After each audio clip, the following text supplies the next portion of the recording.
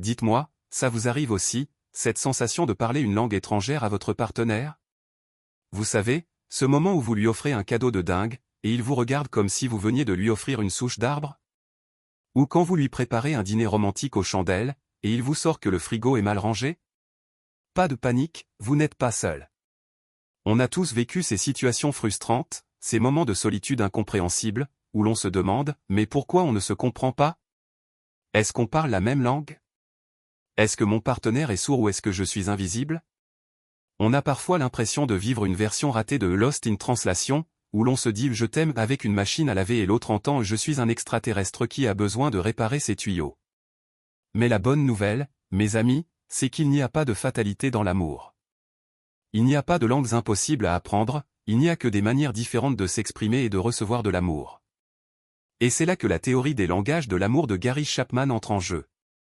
On va découvrir ensemble qu'il y a 5 manières différentes de se dire « je t'aime » et que vous ne parlez probablement pas le même dialecte, ce qui explique pourquoi vous ne vous comprenez pas toujours. Dans cette vidéo, on va décortiquer ensemble ces 5 langages de l'amour, comme si on était des archéologues de l'amour, et on va voir comment apprendre à parler le dialecte de votre partenaire, pour enfin arrêter de se faire des cadeaux qui ne veulent rien dire, pour enfin se comprendre, pour enfin s'aimer avec le bon vocabulaire. Si vous êtes prêt à déchiffrer les mystères de votre couple, à apprendre à mieux vous aimer, et à rigoler un bon coup, restez avec moi, et on va faire des découvertes passionnantes. Et n'oubliez pas, si cette introduction vous a déjà fait sourire, likez cette vidéo, abonnez-vous pour ne rien manquer, et dites-moi en commentaire quel est le cadeau le plus bizarre que vous ayez reçu ou offert, par amour. Mes chers explorateurs de l'amour, on entre dans le vif du sujet, avec une petite introduction au fameux langage de l'amour, ce qui explique pourquoi votre partenaire ne comprend pas toujours que vous l'aimez à la folie, même si vous êtes convaincu de lui envoyer tous les signaux possibles. Le concept des langages de l'amour, c'est un peu comme un cours de langues étrangères pour couple. C'est Gary Chapman, un conseiller conjugal, qui a théorisé qu'il existe 5 manières principales d'exprimer et de recevoir de l'amour, et que chacun de nous a un ou 2 langages préférés, un peu comme sa langue maternelle émotionnelle. C'est pour ça que parfois, on a l'impression de se parler en chinois alors que l'on parle tous les 2 français. On est tout simplement sur une fréquence différente. Alors, quels sont ces 5 langages de l'amour? On a 1. Les paroles valorisantes, celles qui parlent au cœur avec des mots doux et des compliments. 2. Les moments de qualité, ceux où on se connecte vraiment, sans téléphone ni distraction. Cœur scintillant. 3. Les cadeaux, ceux qui font plaisir, parce qu'ils montrent que l'on a pensé à l'autre. Cadeaux enveloppés. 4. Les services rendus, ceux qui facilitent la vie de l'autre, parce qu'on prend soin de lui. 5. Le toucher physique, celui qui exprime l'affection avec des câlins, des bisous, et des caresses. On va décortiquer ces 5 langages un par un, avec des exemples concrets et des situations cocasses, pour que vous compreniez mieux votre propre manière d'aimer et celle de votre partenaire. On va aussi voir comment ces langages peuvent être mal interprétés, et comment éviter les malentendus et les disputes inutiles. Parce que, soyons honnêtes, l'amour, c'est bien, mais l'amour avec le bon vocabulaire, c'est encore mieux. Alors, prêt à devenir un expert en langage de l'amour? On passe à la première langue, et je vous promets qu'on va encore rigoler. Avant de continuer, pensez à mettre un gros pouce bleu et à vous abonner à la chaîne car nous abordons des sujets tout aussi passionnants sur les relations et les émotions. On entre dans le vif du sujet avec le premier langage de l'amour, les paroles valorisantes. Ceux qui parlent cette langue, ce sont un peu les poètes de l'amour, ceux qui ont besoin d'entendre des mots doux, des compliments, des encouragements, pour se sentir aimés et appréciés. Ils ont besoin que vous leur parliez avec le cœur, que vous leur disiez ce que vous aimez chez eux, ce que vous admirez chez eux, et ce que vous ressentez pour eux. Et attention, mes amis, il y a une grande différence entre un compliment authentique et une simple remarque fonctionnelle. Un « tu es magnifique aujourd'hui », c'est un peu comme une mélodie pour celui qui parle ce langage. Mais un « tu as bien rangé les chaussettes », c'est un peu comme une cacophonie pour ses oreilles. C'est comme si vous offriez un diamant à quelqu'un qui préférerait un cupcake au chocolat. C'est bien, mais ce n'est pas ce qui fait vibrer son cœur. Les paroles valorisantes, c'est un peu comme la crème chantilly sur un gâteau, c'est ce qui rend l'amour plus savoureux et plus délicieux. Alors, oubliez les phrases toutes faites, les lieux communs, et les remarques banales. Essayez plutôt des compliments sincères, des encouragements personnalisés, des mots d'affection spontanés, des messages d'amour sur un post-it, ou des déclarations enflammées à voix haute. Et pour ceux qui parlent cette langue, attention à ne pas tomber dans le piège de l'attente et de la dépendance. N'attendez pas que l'autre devine ce que vous voulez entendre, exprimez vos besoins avec clarté et douceur, et n'oubliez pas de vous complimenter vous-même, c'est important aussi. Continuons avec des exemples concrets pour illustrer encore mieux le langage des paroles valorisantes et les situations où il peut y avoir des malentendus. Gardons notre ton humoristique et engageant. Alors, mes amis, on va aller plus loin dans les exemples, pour que les paroles valorisantes n'aient plus de secret pour vous. Parce que, soyons clairs, un compliment mal formulé, c'est un peu comme une pizza sans fromage, ça peut être sympa, mais ça manque de saveur et de réconfort. On va voir ensemble comment transformer des remarques banales en paroles qui font vibrer le cœur de votre partenaire, surtout s'il est un adepte de ce langage de l'amour. Cas numéro 1, le piège de l'habitude. Vous savez, ces couples qui se disent les mêmes choses depuis des années, avec la même intonation, sans y mettre ni cœur, ni émotion. Par exemple, votre partenaire a mis une nouvelle cravate, et au lieu de dire « tu as une belle cravate », ce qui est gentil, mais un peu basique, vous pouvez dire « j'adore quand tu portes cette couleur, ça te va si bien, ça met tes yeux en valeur et ça me donne envie de t'embrasser ». Vous voyez la différence? C'est un peu comme passer du noir et blanc à la couleur. Cas numéro 2, le danger du fonctionnel. Souvent, on pense que dire « tu as bien fait le ménage », c'est suffisant, mais pour ceux qui parlent le langage des paroles valorisantes, c'est un peu comme un constat, une remarque, mais pas un compliment. Alors, on remplace ça par « j'admire ton énergie, tu fais tout ça si bien et rapidement, je me sens tellement chanceux de partager ma vie avec toi ». On passe du faire au être, et ça change tout. Cas numéro 3, l'erreur du pas mal. Parfois, on est pudique, on a peur de trop en faire, et on se contente de dire un petit « tu es pas mal ». Mais pour celui qui a besoin de mots d'amour, c'est un peu comme un gâteau sans sucre. Alors, on ose et on dit « je suis tellement fier de toi, tu es incroyable, tu me rends heureux chaque jour, je ne sais pas ce que je ferais sans toi ». On passe du pas mal au grandiose, et c'est ça qui va le faire vibrer. Alors, pour ceux qui parlent le langage des paroles valorisantes, oubliez les remarques banales, les compliments tièdes et les non-dits, osez les mots doux, les phrases enflammées, les déclarations spontanées, et les compliments personnalisés. C'est ça qui va faire fondre leur cœur et qui va faire briller leurs yeux. On passe à la suite, et je vous promets qu'on va encore faire des découvertes passionnantes. Après les mots doux, on passe au deuxième langage de l'amour, les moments de qualité. Et là, mes amis, il faut faire attention à ne pas tomber dans le piège du « on est tout le temps ensemble, donc ça compte ». Non, non, non. Passer du temps côte à côte, ce n'est pas la même chose que passer du temps ensemble. C'est un peu comme être sur un bateau, à deux, mais chacun à l'avant et à l'arrière, sans jamais se croiser. Les moments de qualité, c'est un peu comme une bulle de douceur dans votre quotidien, un espace-temps où vous vous connectez vraiment, où vous vous regardez dans les yeux, où vous vous écoutez attentivement, où vous partagez des activités, des passions, ou des conversations significatives, et ce, sans téléphone, sans télé, sans distraction. C'est un peu comme une séance de yoga pour votre couple, où vous vous recentrez l'un sur l'autre, où vous respirez le même air, et où vous vous sentez en harmonie. Pour ceux qui parlent ce langage, l'attention, la présence, et la disponibilité, c'est le plus beau des cadeaux. C'est le sentiment d'être unique, important, et aimé à 100%.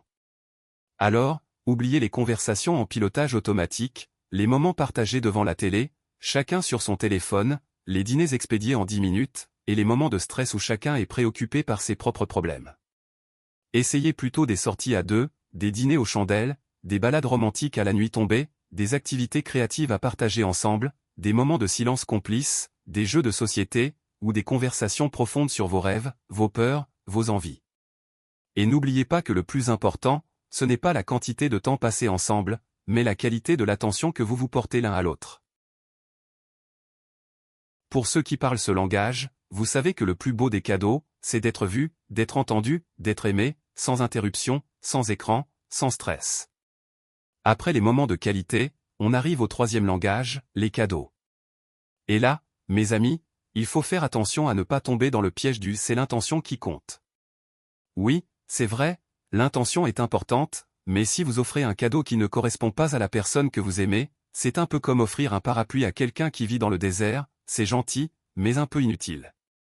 Pour ceux qui parlent le langage des cadeaux, c'est un peu comme si les cadeaux étaient des preuves d'amour, des manifestations concrètes de votre affection, de votre attention, de votre connaissance de l'autre. Ce ne sont pas forcément des cadeaux chers ou extravagants, mais des cadeaux qui ont du sens, qui sont personnalisés, qui montrent que vous avez pensé à eux, que vous avez tenu compte de leurs goûts, de leurs envies, de leurs besoins. C'est un peu comme recevoir un message d'amour emballé avec un joli ruban, une petite attention qui fait fondre le cœur.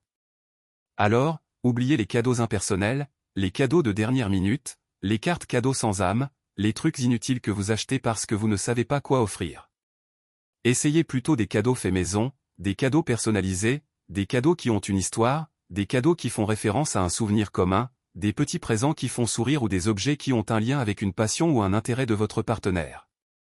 Et pour ceux qui parlent ce langage, n'hésitez pas à exprimer clairement ce que vous aimez recevoir, n'attendez pas que l'autre devine, et apprenez à vous faire des cadeaux à vous-même, c'est important aussi. Parce que, soyons honnêtes, s'aimer soi-même, c'est aussi un langage de l'amour. Alors, prêt à offrir des cadeaux qui parlent au cœur de votre partenaire. On passe au 4e langage, et je vous promets qu'on va encore s'amuser en découvrant de nouvelles manières de s'aimer. En passant, abonnez-vous à la chaîne car nous abordons des sujets tout aussi passionnants sur les relations et les émotions. Après les cadeaux, les services rendus. Et là, mes amis, il faut faire attention à ne pas tomber dans le piège du « c'est normal, on vit ensemble, on doit s'aider ». Oui, c'est vrai, il y a une entraide nécessaire dans la vie de couple, mais pour ceux qui parlent le langage des services rendus, c'est bien plus que ça. C'est une preuve concrète d'amour, une manifestation de votre attention, de votre bienveillance, et de votre désir de faciliter leur quotidien. C'est un peu comme être le héros de leur journée, celui qui arrive au bon moment pour les sauver d'une situation difficile, ou pour leur enlever une épine du pied. Pour ceux qui parlent ce langage, l'aide, le soutien, l'attention aux petits détails, et la disponibilité, c'est le plus beau des cadeaux. Ce ne sont pas forcément des grands actes héroïques, mais des petits services rendus au quotidien, qui montrent que vous avez pensé à eux, que vous avez remarqué leurs besoins, et que vous êtes là pour eux, sans qu'ils aient besoin de vous le demander.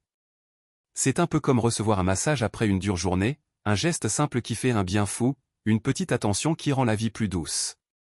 Alors, oubliez les phrases du genre « tu n'as qu'à le faire toi-même »,« je n'ai pas le temps » ou « c'est pas à moi de m'en occuper ». Essayez plutôt d'anticiper les besoins de votre partenaire, de lui proposer votre aide, de lui rendre des services de manière spontanée, de faire des tâches ménagères sans qu'il ait besoin de vous le demander, de lui proposer de l'aider dans ses projets, de prendre en charge des responsabilités qui lui pèsent, et de le soutenir dans les moments difficiles. Et pour ceux qui parlent ce langage, n'hésitez pas à demander de l'aide quand vous en avez besoin, à exprimer clairement vos besoins, et à remercier votre partenaire pour ses services rendus. Parce que, soyons honnêtes, la gratitude, c'est aussi une forme d'amour. On arrive au 5e et dernier langage de l'amour, le toucher physique. Et là, on ne parle pas seulement de sexe, on parle aussi de câlins, de bisous, de caresses, de massages, de petites tapes dans le dos, de mains serrées, de corps à corps, de contact physique, en général. Pour ceux qui parlent ce langage, le toucher physique, c'est un peu comme une preuve d'amour non verbal, une manière de se sentir connecté, aimé, et en sécurité. C'est un peu comme une dose d'ocytocine, l'hormone du bonheur, qui se libère à chaque contact physique, un petit shoot d'amour naturel et gratuit. Pour ceux qui parlent ce langage, la proximité physique, la tendresse, et la sensualité, c'est le plus beau des cadeaux. Ce ne sont pas forcément des contacts physiques passionnés ou intenses, mais des petites attentions au quotidien, qui montrent que vous êtes là, que vous êtes proche, que vous êtes présent, que vous avez envie d'être en contact avec leur corps. C'est un peu comme recevoir un câlin quand on en a besoin, un geste simple qui réconforte, une petite attention qui apaise. Alors, oubliez la distance, les silences, les contacts physiques uniquement réservés à la chambre à coucher, les tapes dans le dos un peu froides. Essayez plutôt de vous prendre la main en vous baladant, de vous faire des câlins spontanés, de vous masser les épaules après une longue journée, de vous embrasser tendrement, de vous caresser avec douceur, de vous blottir l'un contre l'autre sur le canapé, ou de vous faire une petite danse collée serrée dans votre salon. Et pour ceux qui parlent ce langage, n'hésitez pas à exprimer clairement votre besoin de contact physique, à initier des gestes tendres, et à demander des câlins quand vous en avez besoin. Parce que, soyons honnêtes, le contact physique, c'est aussi une forme d'amour. Et voilà, mes chers explorateurs de l'amour, nous arrivons à la fin de notre voyage à travers les 5 langages de l'amour. J'espère que cette exploration vous a plu, vous a amusé, vous a éclairé, et surtout, vous a donné envie de passer à l'action, parce que, soyons clairs, il ne suffit pas de regarder cette vidéo pour que votre couple se transforme en conte de fées. On a vu ensemble qu'il y a 5 manières différentes de dire « je t'aime », qu'il y a des paroles valorisantes, des moments de qualité, des cadeaux qui parlent au cœur, des services rendus qui facilitent le quotidien, et des contacts physiques qui réconfortent. On a appris que chacun de nous parle un ou deux langages préférés, et que souvent, on ne se comprend pas parce qu'on est sur des fréquences différentes. Alors, maintenant, c'est à vous de jouer. Prenez le temps de découvrir votre langage de l'amour et celui de votre partenaire. N'ayez pas peur de vous tromper, de faire des erreurs, et de vous ajuster. La communication, c'est la clé, et c'est en essayant que l'on apprend à mieux se connaître, à mieux s'aimer, et à mieux se comprendre. N'oubliez pas que l'amour, c'est une aventure, un voyage, un apprentissage permanent, et que vous avez le pouvoir de transformer votre relation en une histoire magnifique et inoubliable. Et si vous avez aimé cette vidéo, si vous avez appris quelque chose de nouveau, si vous avez souri ou ri un bon coup, n'oubliez pas de liker, de commenter, de partager, et de vous abonner à la chaîne pour ne pas manquer nos prochaines explorations sur les chemins de l'amour et du bonheur. Dites-moi en commentaire quel est votre langage de l'amour préféré, et comment vous allez l'utiliser pour faire fondre le cœur de votre partenaire. Je serai ravi de vous lire et de vous encourager. Alors, je vous souhaite le meilleur dans vos relations amoureuses, et je vous dis à très bientôt pour de nouvelles aventures. N'oubliez pas, l'amour, c'est la plus belle des langues, et c'est à nous de la parler avec le cœur. Prenez soin de vous, et prenez soin de votre couple.